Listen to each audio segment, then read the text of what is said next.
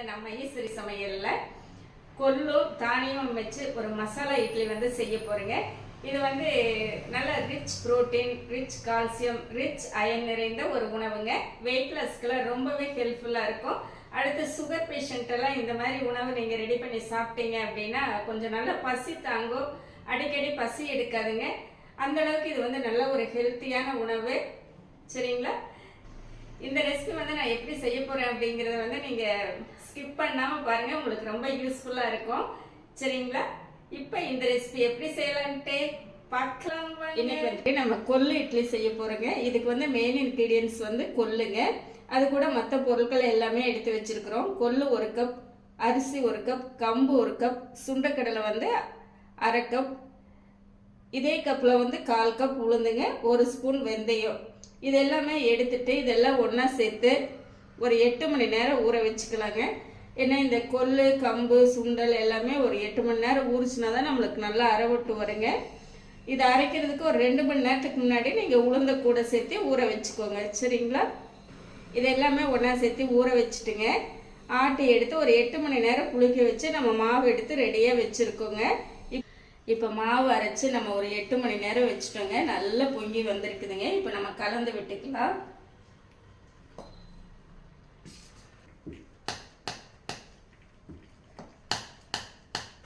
நம்ம கொஞ்சம் கெட்டியாக தான் வச்சுருந்தோங்க. இப்போ கொஞ்சம் தண்ணி சேர்த்திக்கலாம். ஒரு 1/4 டம்ளர் சேர்த்திக்கலாங்க. ரொம்ப கெட்டியாக இருந்துச்சு அப்படின்னாலும் இட்லி நல்லா இருக்காது.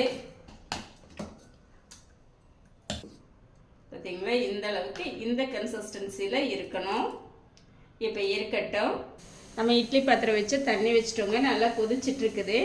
இப்போ நம்ம இட்லி தட்டில் வந்து ஒரு கிளாத் வந்து போட்டோங்க. இந்த கிளாத் வந்து நல்லா நனைச்சிட்டு சேர்த்திக்கோங்க. அதே மாதிரி பார்த்தீங்க அப்படின்னா இந்த மாவு வந்து ரொம்ப நைஸாக இருக்கக்கூடாதுங்க, கொஞ்சம் கரகரப்பாக இருக்கணும். சரிங்களா?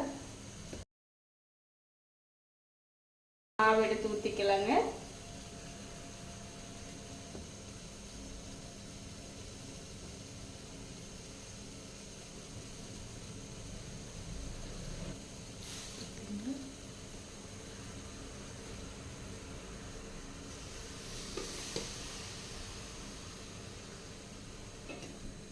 மூடி போட்டுடலாங்க. ஒரு 10 நிமிஷம் நல்லா வேகட்டும். இட்லி எல்லாம் நல்லா புசு புசுன்னு வந்திருக்குங்க. இப்போ நம்ம வெந்துருச்சான குத்தி பார்க்கலாங்க. இந்த மாதிரி ஒரு ஸ்டிக் வச்சு குத்தி பார்த்தாலே நம்மளுக்கு தெரியும், ஒட்டாமல் வருது. பார்த்தீங்களா? இதுதான் நம்மளுக்கு பக்குவம். இப்போ வந்து ஆஃப் பண்ணிவிட்டு இந்த இட்லி வந்து ஆற வச்சுக்கலாங்க. நம்ம ஆற வச்சோம்னா தான் அது கட் பண்ணுறதுக்கு நல்லா வரும். ஏன்னா நம்ம இன்றைக்கி வந்துட்டு இந்த இட்லியில் வந்து இன்னும் கொஞ்சம் சுவையை கூட்டுறதுக்கு மசாலா இட்லி செய்ய போகிறேங்க. எல்லாம் இந்த மாதிரி இட்லிகள் வந்து குழந்தைகளுக்கு இப்படி முழுசாக இட்லியாக கொடுத்தா அவங்க சாப்பிட்றதுக்கு கொஞ்சம் யோசிப்பாங்க. அதைவே கொஞ்சம் இன்னும் டேஸ்ட்டு அதிகமாக்கி நம்ம கொடுக்கும்போது அவங்க நல்லா விரும்பி சாப்பிடுவாங்க.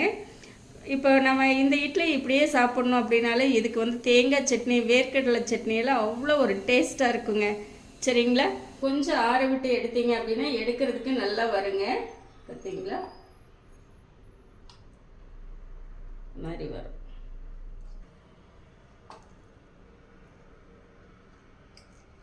சுகர் பேஷண்ட் எல்லாமே இந்த இட்லி வந்து தாராளமாக எடுத்துக்கலாங்க. நல்லா பசியை தாங்கும், உடம்புக்கு தேவையான சத்துக்களும் கிடைக்கும். சரிங்களா? 1/2 ஸ்பூன் சோம்பு, ஒரு பச்சை மிளகாய், இந்த லென்த்தில் ஒரு துண்டு இஞ்சி எடுத்திருக்கேங்க. இதை கட் பண்ணி சேர்த்திக்கலாம். இது வந்து இட்லிக்கான ஒரு மசாலா ரெடி பண்ணுறோங்க. புதினா வந்து இந்த மாதிரி பிடிச்சா ஒரு பிடி வரணுங்க. இந்த அளவுக்கு நம்ம புதினா எடுத்து நல்லா க்ளீன் பண்ணிவிட்டு எடுத்து வச்சுருக்கோம். இதுவும் சேர்த்திக்கலாம். அடுத்து இந்த அளவுக்கு மல்லித்தலை சேர்த்திக்கலாங்க. பிச்சு சேர்த்திக்கலாம். சேர்த்திட்டு இதை ஃபஸ்ட்டு வந்து நம்ம தண்ணி விடாமல் அரைச்சிக்கலாங்க. தண்ணி தேவைப்பட்டுச்சுன்னா திருப்பி சேர்த்திக்கலாம். சரிங்களா? நம்ம தண்ணி விடாமல் ஃபஸ்ட்டு இந்த அளவுக்கு அரைச்சி எடுத்துட்டோங்க. இப்போ ஒரு 2 ஸ்பூன் அளவு தண்ணி சேர்த்திக்கலாம். நல்லா நைஸாக அரைச்சி எடுத்துக்கலாங்க. இதுக்கு வந்து நல்லா நைஸாக அரைக்கணுங்க, கரகரப்பாக இருந்தால் நல்லா இருக்காது. சரிங்களா? நல்லா அரைச்சி எடுத்துகிட்டு வந்துட்டோம். இருக்கட்டும். நம்ம தாளிப்புக்கு வந்து ஒரு பேன் வச்சுட்டோங்க. ஒரு 2 ஸ்பூன் அளவு எண்ணெய் விட்டுக்கலாம். 1/2 ஸ்பூன் கடுகு, 1 ஸ்பூன் உளுந்தம்பருப்பு, 1 ஸ்பூன் கடலைப்பருப்பு. இது எல்லாமே நல்லா பொரியட்டுங்க. நமக்கு ஓரளவுக்கு நல்லா செவந்துடுச்சுங்க. இப்போ இந்த டைமில் ஒரு பெரிய வெங்காயம் கட் பண்ணி வச்சுருக்கேன், சேர்த்திக்கலாம்.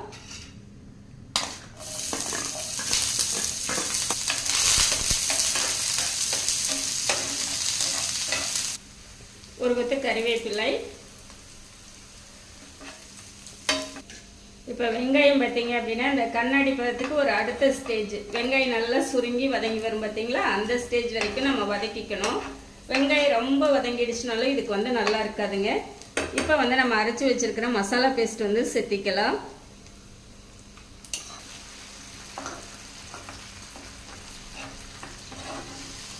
இந்த மசாலா பேஸ்ட்டு சேர்த்துட்டு சிம்மில் வச்சுக்கோங்க. இந்த மசாலா வந்து ரொம்ப வதங்குச்சுன்னா நல்லா இருக்காது. ஒரு 2 நிமிஷம் மட்டும் நம்ம வதக்கிக்கணுங்க. 1/4 ஸ்பூன் மஞ்சத்தூள், 1/2 ஸ்பூன் மிளகாய்த்தூள். உங்களுக்கு வந்து காரம் எந்த அளவுக்கு தேவையோ அதுக்கு தகுந்த மாதிரி சேர்த்திக்கோங்க. 1/4 ஸ்பூன் கரம் மசாலா. இது வந்து நம்ம 5 இட்லிக்கு தேவையான மசாலாங்க.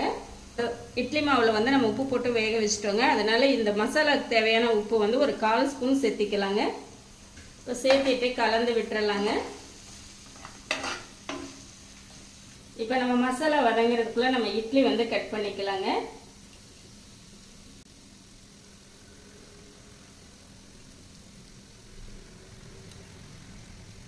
உங்களுக்கு இட்லி 6 நாளுமே நல்லா சாஃப்டா தான் இருக்குதுங்க, கெட்டியெல்லாம் இல்லை.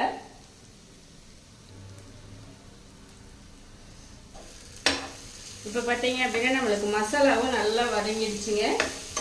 பார்த்தீங்களா? இப்போ நம்ம கட் பண்ணி வச்சுருக்கிற இட்லி எல்லாமே இதில் சேர்த்திக்கலாங்க.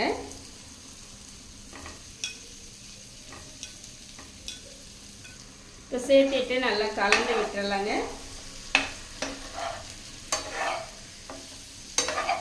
இப்போ சேர்த்திட்டு பார்த்தீங்க அப்படின்னா ஒரு 2 நிமிஷம் அந்த இட்லியில் வந்து அந்த மசாலா பிடிக்கிறதுக்காக ஒரு 2 நிமிஷம் அப்படியே விட்டுடுங்க. கலந்து விட்டு லாஸ்ட்டாக மேலாப்பில் கொஞ்சமாக மிளகுத்தூள் சேர்த்திக்கலாங்க. இப்போ பார்த்தீங்க அப்படின்னா ஒரு 2 நிமிஷம் நல்லா விட்டுட்டேங்க. நல்லா அந்த மசாலா வந்து இட்லியில் பிடிச்சி நல்லா வந்திருக்கு. இப்போ மிளகுத்தூளும் சேர்த்திட்டோம் இல்லைங்களா, இதை வந்து நல்லா ஒரு டைம் கலந்துடலாங்க. அவ்வளோதாங்க, நம்மளுக்கு வந்து நல்ல டேஸ்டியான மசாலா இட்லி ரெடி. ரெண்டாவது பார்த்தீங்க அப்படின்னா நம்ம லாஸ்ட்டாக வந்து இது மேலாப்பில் கொஞ்சம் மல்லி இலைகள் சேர்த்திட்டோம்னா இன்னுமே சூப்பராக இருக்குங்க. இந்த மாதிரி செஞ்சு கொடுத்து பாருங்க. உங்கள் வீட்டு குழந்தைகள்லாம் இன்னும் வேணும்னு கேட்டு வாங்கி சாப்பிடுவாங்க. அந்த அளவுக்கு ஒரு டேஸ்ட்டுங்க. நம்ம எப்போவுமே ஒரே மாதிரி இட்லிகள் செய்யாமல் இந்த மாதிரி கொஞ்சம் டிஃப்ரெண்ட்டாக செய்யும்போது நம்மளுக்குமே சாப்பிட்றது கொஞ்சம் நல்லா இருக்கும் இல்லைங்களா. இப்போ வந்து நம்ம எடுத்துக்கலாங்க. இப்போ நம்மளுடைய மசாலா இட்லி வந்து சர்வ் பண்ணிக்கலாங்க.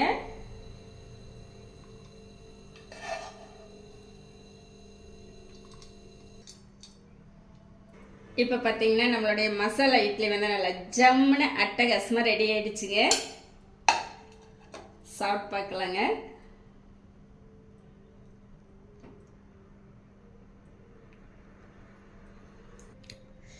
அவ்வளோ ஒரு டேஸ்ட்டாக இருக்குதுங்க. இதெல்லாம் வந்து நீங்கள் செஞ்சு பார்த்து சாப்பிட்டீங்கன்னா தாங்க இந்த டேஸ்ட்டை வந்து உங்களால் ரசிக்க முடியும்.